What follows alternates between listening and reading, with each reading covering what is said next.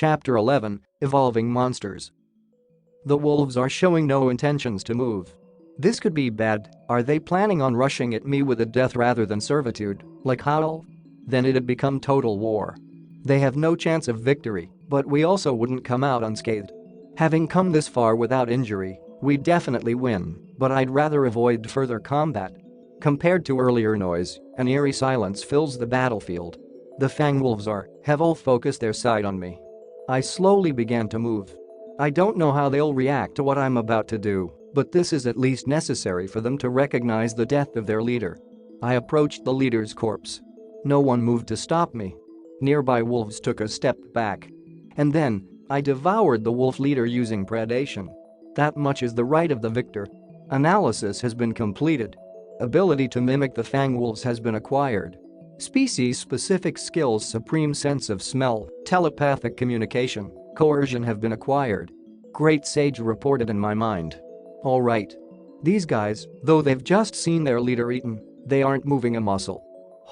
Totally thought that they'd either run away in panic or grovel in fear if I went this far. Oh, right. I did say servitude or death, damn it, adrenaline rushed to my head, and this is the result. Well, only one thing to do. I guess I'll give them a way out. With that thought, I mimicked the Fang Wolf. And, Guru, on. While activating coercion, I howled out. Cuckoo. Hear me. I'll let you off the hook this once. Those who would not obey, leave now. So I declared to the wolves. With this, even these mutts should have the courage to run. Or so I thought, we as one, shall follow you. They responded and knelt before me. Though honestly, they really look just like bunch of tired sleepy dogs. In any case, they seem to have chosen servitude. So, when they were motionless they were busy discussing this. And with that, the battle of the goblin village had concluded. Or so I'd like to say, but it wasn't over yet. What came after reconciliation and repairs was far harder than the fight itself. Who the hell ordered this house to be destroyed and the like, what to do next? And what to use for the goblins' beds? And who will walk the dogs? Though many of them had died, there are still about 80 remaining. About that, well, let's just say the day is done. Leave all the thinking for tomorrow. Thus for now, I ordered the dogs to stand by and went to rest by the goblins' bonfire. Thus came morning. I thought all night and finally came up with make the goblins look after the Fang Wolves plan. The goblin fighting force numbers 74 members. No casualties from the battle. There were some scratches, but that's the extent of their injuries. Of the dogs, 81 remain. There were many injured, but with immediate treatment, they have begun recovery. Even without further meddling, they'll heal nicely. That's how potent their recovery ability is. After waking up, I had the goblins line up. The kids and elderly wanted to sneak a peek, but with no houses around, they really stood out. The village chief was waiting by my side. He seems to intend to take care of me, which is nice and all, but there's no way I'd be happy getting an old goblin's attention. That much is dictated by my aesthetic sense. That is, no matter how many times I reincarnate as a monster, my tastes I shall not yield. And, as cute things don't exist in this village, so I'll just have to give up for now. Then, I lined up the wolves in front of the goblins. Now, then, so. Guys.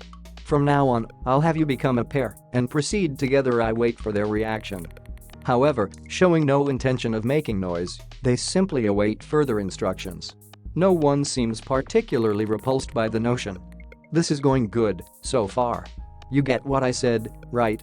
Make a group, one goblin and one wolf. When I said that, the goblins and wolves sat by each other and exchanged glances. And, Guga. Please take care of me. Gao, likewise.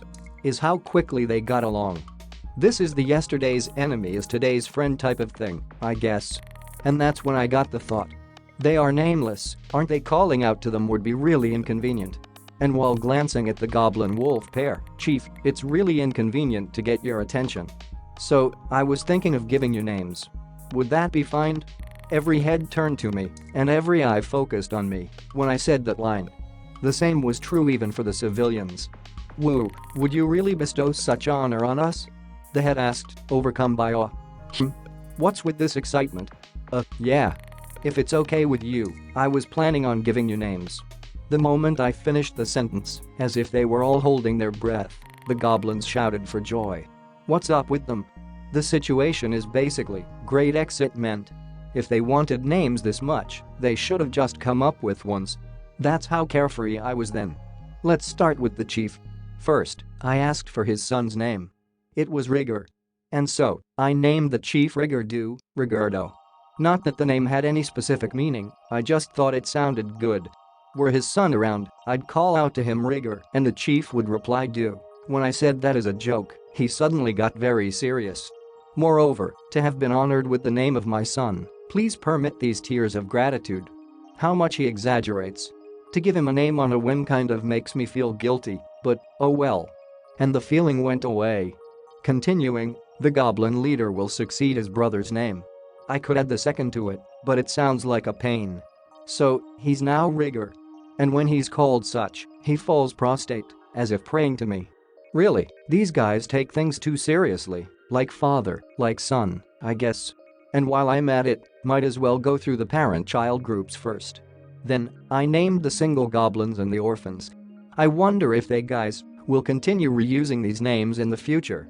With the birth of a grandchild, the chief will probably be called Rigordodo. And with a great-grandchild, the infant will be called Rigor and the chief Rigordodo.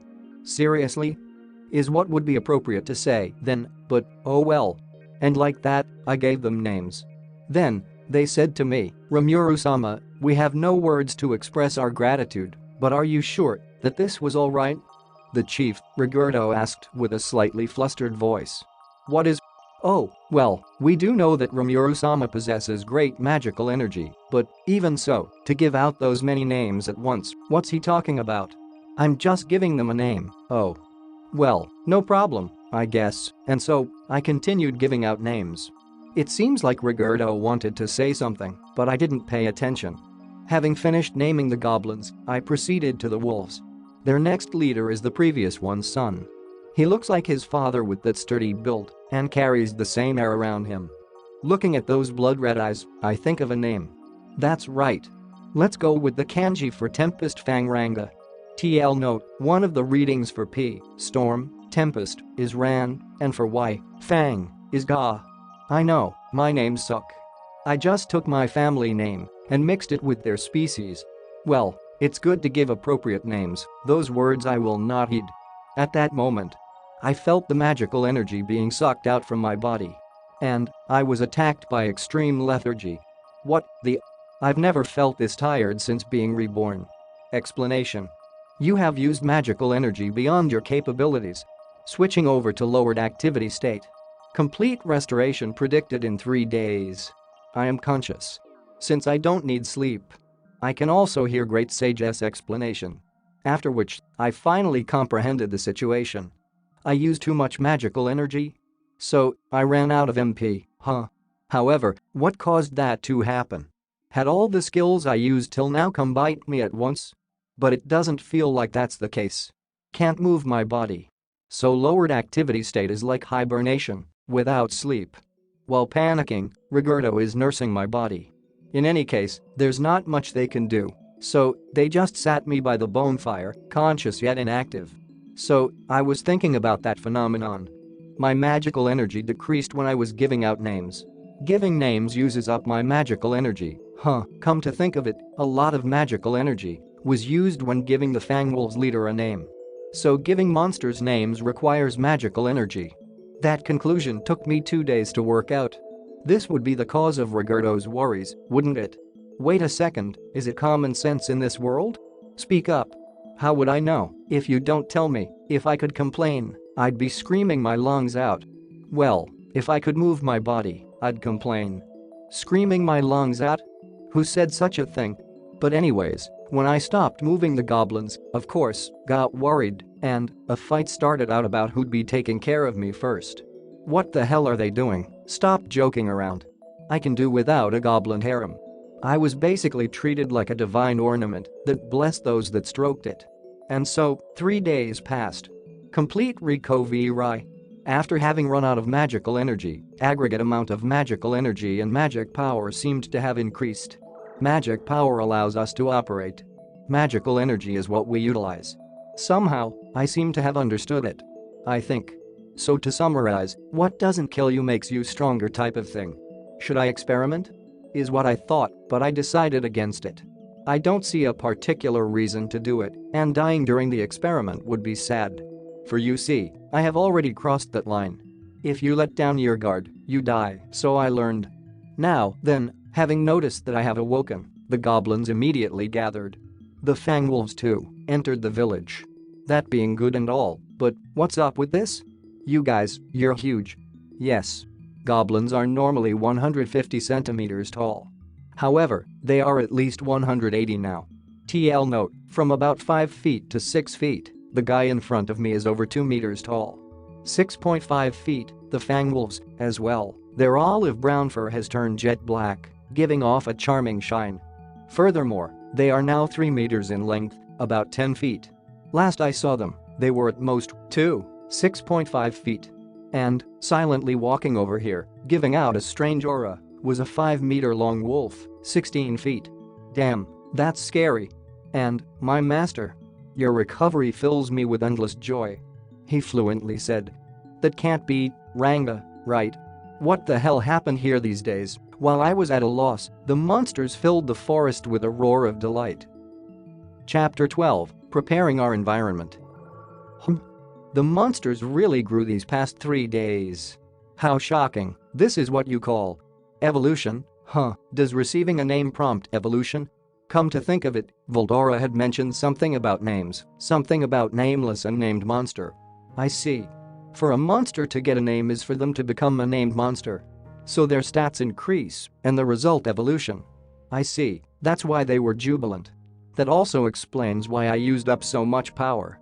Monster evolution is absurd. Rather than growing up, it's probably better to say that they became a different being.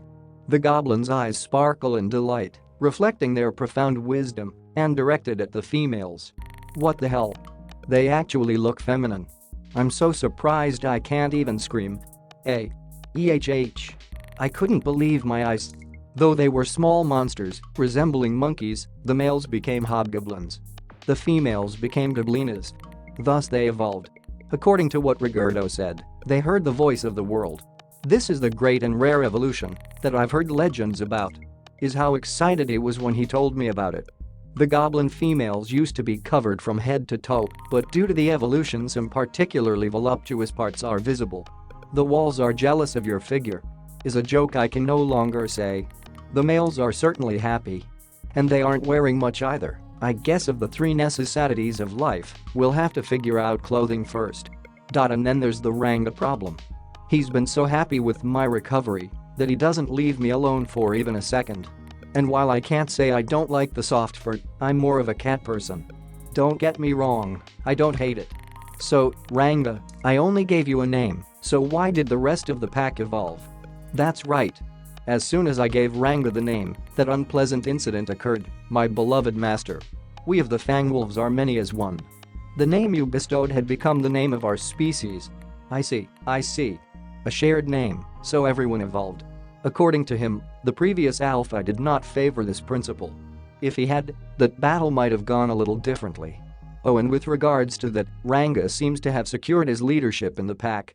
And thanks to that, the species changed from Fang Wolves to Storm Fang Wolves.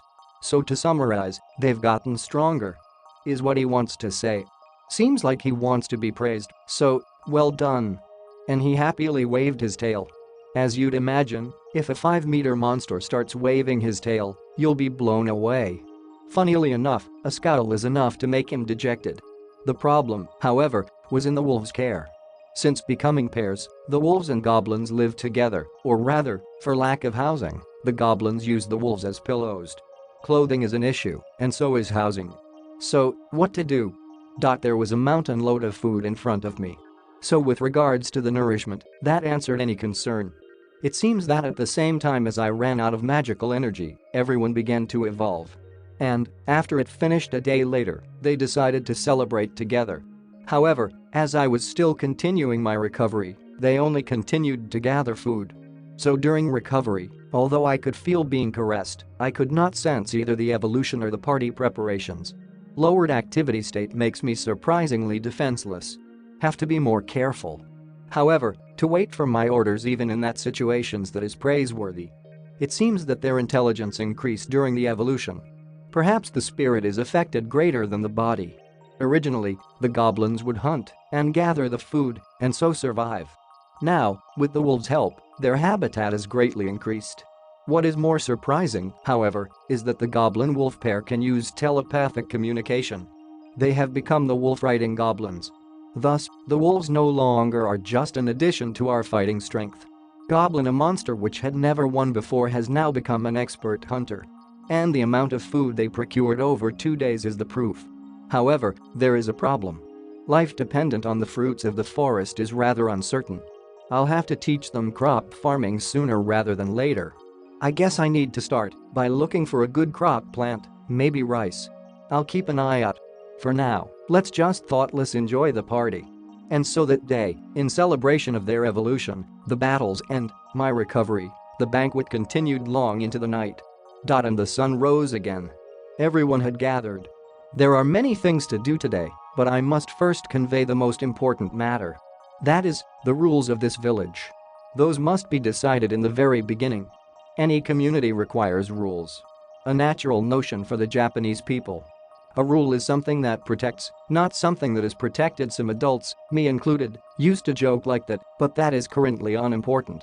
I have thought of 3 basic rules. At the very least, I want to keep these 3.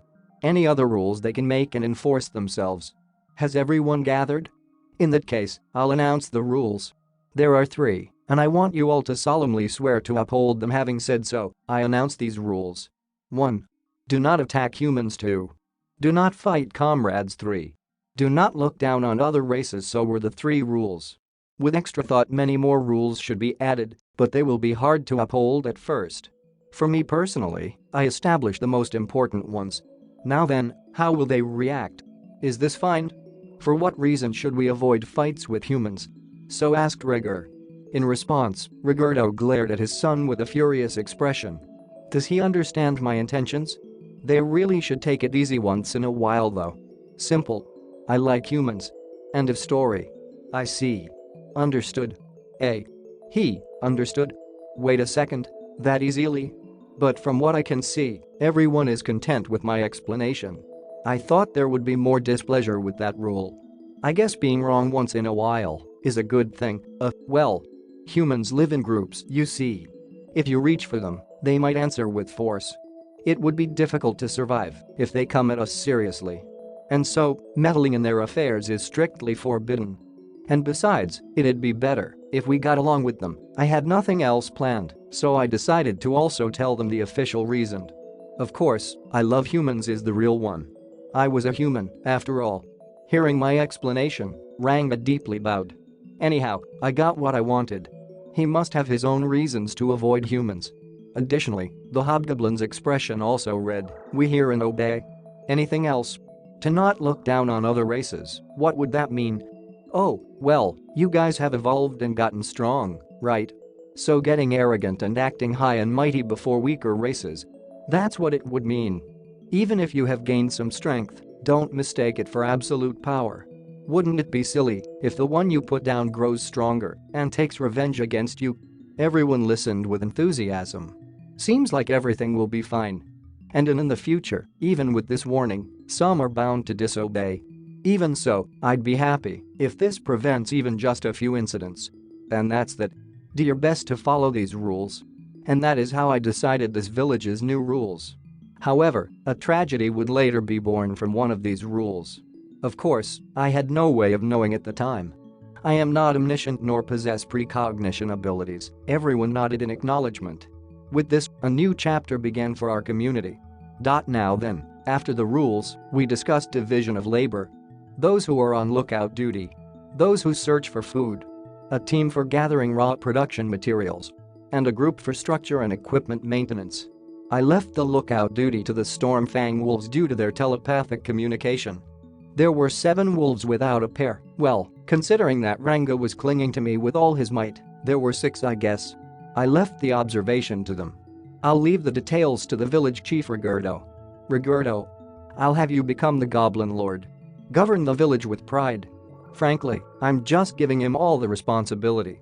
That, in particular, is the one thing I truly want to avoid. However, I also want him to think about it. I used to work as a simple general contractor. Ruling is not for me. And besides, I'd rather not get bogged down at this village and miss the opportunity to visit human ones. I must be adamant about this, even if I have to force him. However, this unworthy one shall happily accept this great honor. Getting chalked on tears, he readily accepts. Good. I'd rather be the leader in name only. The sovereign reigns, but does not rule. A good advice, in my opinion. If need be, I'll voice my thoughts. But really, Rigurdo. This unsteady and wrinkled old goblin with one foot in the grave had become a robust and muscular hobgoblin. On a good day, would he be stronger than his son Riguru, I wonder? Geez, monsters really do keep surprising me. Yup. I leave it to you. Oh, and by the way, I've seen your method of building houses. You suck. Frankly, I can't even call those houses. What an embarrassing topic you bring up. To tell you the truth, we have never had the need to build large structures before, right? Well, you've increased in number now. Oh, and about clothing, there are too many holes. Anything you can do about that? We have been dealing with a few groups regarding that. Surely their members would be capable of procuring clothing. Moreover, as skillful as they are, they would surely know house building. I see. As a person from general contractor services, I myself have some experience, but I am at a do-it-yourself level. I am not a jack of all trades, and there is a limit to my abilities. If we meet those partners, perhaps we could hire somebody, not like we lose anything by asking. Alright. It may be beneficial to go and ask them. So, what did you use to make the deal? Gold? No, we did trade some items and belongings we got from adventurers, but that is not an option. Rather than money, we'd barter, do odd jobs, and thus slowly collect enough money for the trade. All the equipment we own we received from them. So, what race are they? The dwarfs. Dwarfs. The expert blacksmiths, the famous race. We must go. In the first place, while the goblins' clothing definitely needs replacement, their armor is likewise falling apart. And although the armor is sure to last far longer than a rotting cloth, the sizes just won't fit. So that's another spot for improvement. However, we don't have any equipment dropped by adventurers, and no money. What to offer in a trade? Nothing comes to mind right now. I'll go to them. Rigurdo, can I leave preparations to you? Please leave it me. I shall have everything prepared by noon. High tension, Rigurdo. I'll leave this to him. He'll probably scavenge around for remaining funds too. This world's currency, I'll laugh if it's paper. Come to think of it, I, myself, know nothing about it. If I plan to visit human cities, I must at least know about their currency exchange. Well, let's ask the dwarfs about this.